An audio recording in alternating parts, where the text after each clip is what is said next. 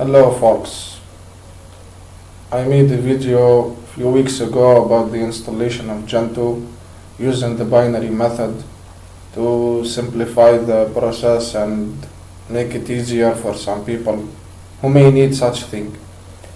I believe I watched the video and I've seen some of the stuff that may need to be clarified. Just like some other videos, there are also some mistakes I may need to tell from time to time, and some of you may tell me about it, and that's fine. You can tell me about any mistakes I have done, since we aren't perfect in general. So I'm gonna clarify some of the stuff I believe that needs to be clarified. I may not mention each one of them, since I may forget as well, but I will do my best to mention everything needed. Here we have a Gentoo AMD 64 handbook. Somewhere in the wiki of Gentoo they mentioned the packages that were ready to be installed in the binary format, and mostly it's for AMD 64. When I say AMD 64, as many of you know and some others may not know, for those who don't know, I will tell you what it is. AMD 64 is the 64 version of Intel x86 architecture, which is in general the most used architecture for the CPUs in most of the personal computers. If you are using a plain personal computer, you probably have it with the x86 architecture, and if it is the 64 version, it's gonna be called AMD 64. The installation I have done was for the AMD 64, and that includes processors such as Core 2 Duo, or the equivalent for AMD, and something further. All the processors that came around Core 2 Duo and further until now, the installation we have done can be applied there, except few things that I'm gonna show. If your architecture is different, you can come here, Gentoo handbook, the main page, and look for the one that matches with your computer. If it's Itanium, for example, you go with this. If it's PowerPC, you go with this. If it's something before Core 2 Duo, you go with this. Although you may not get the exact, or definitely won't get the exact same results, since the most architecture that I've seen having the biggest quantity of packages that are ready to be installed as binary is AMD 64. So you may need to compile more applications.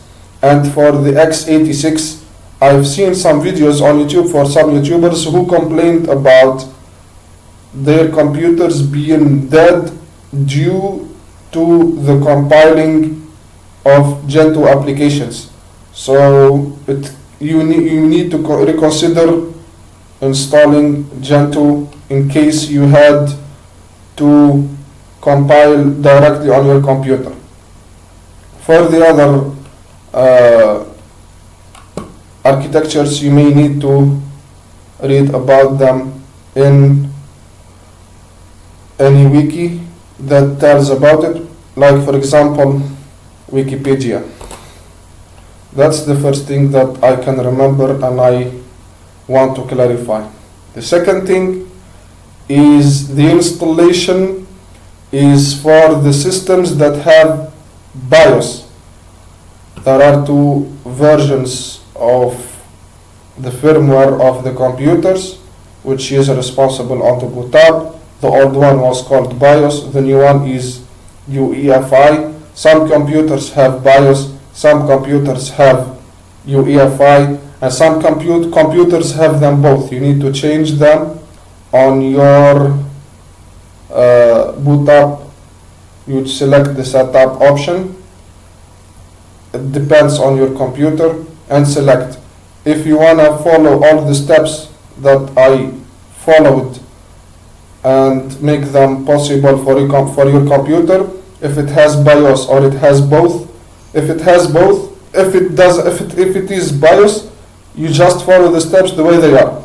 If it is with both, you need to go to your BIOS settings. Some people call it the firmware BIOS because that's what we used to call it, and it has become UEFI, or we can say it's the firmware if I'm not mistaken.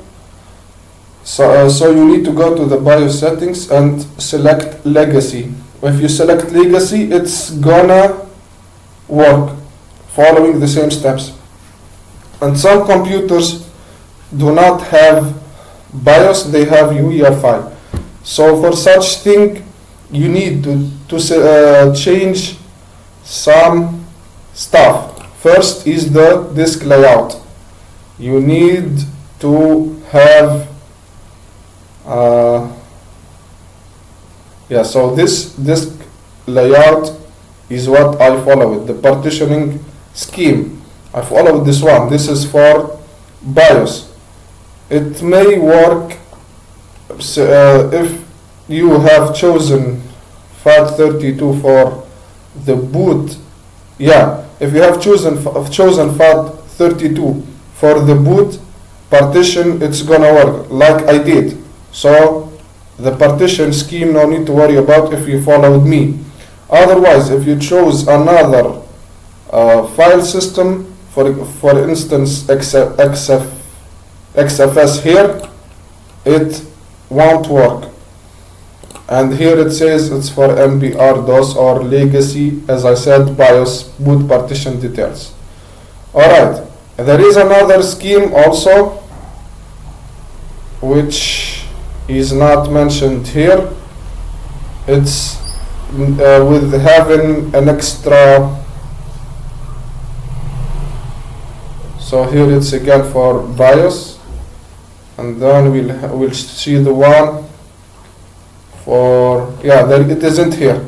There is another scheme, but you don't need to worry about it. Just make sure that the first or the boot partition is FAT32. If you changed your partition scheme and it's not the same as mine, you followed me in everything, you need to put that in your FS tab. Another thing that you need to know is if your system, you cannot have BIOS in it, whether it's only with UEFI, or you want to have the UEFI even if your system has legacy, you have some extra steps with the bootloader. For instance, grab, if it is UEFI, you need to run this command. You need to add this line, grab platforms equals EFI -64 to your make.conf file, and then you run this command as I did. All you have to do is to have this extra line to your make.conf in case it is EFI or UEFI, if I'm not mistaken. If it is also like that, you need to run the command. This one, you cannot run it this way, you need to run it this way. And it will work. Otherwise, if you run it this way, it may not work. So I guess that's it. The rest, you don't need to change anything. If you wondered why I made it the way it is and I didn't focus on all these details, it's because the video was too long, and to be honest, I wasn't feeling well, and whenever I feel like I want to make a video, I make it even if I'm not feeling well. The last 3 videos that I made about Gentoo, I wasn't feeling well, I was a little sick, but it's fine. That's why I didn't even edit the video. So the video will be longer if I focused on all these details, as well as I assumed that you have an old computer which may have Core 2 Duo, or even some Pentium computers. Pentium computers have the support for 64 bits architecture for the x86. So I assumed that you are in such situation, and it's also the best architecture when it comes to the most binary form applications for Gentoo.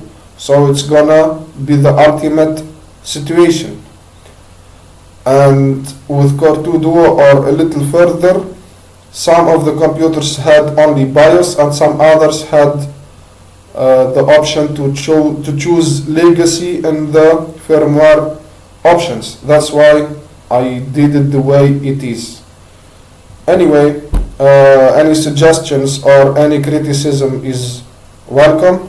Just put it in the comment or reach me out on the other social media platforms. I hope it's clear. Don't forget to subscribe and share the video and like. Anything I forgot also you can tell me, and peace.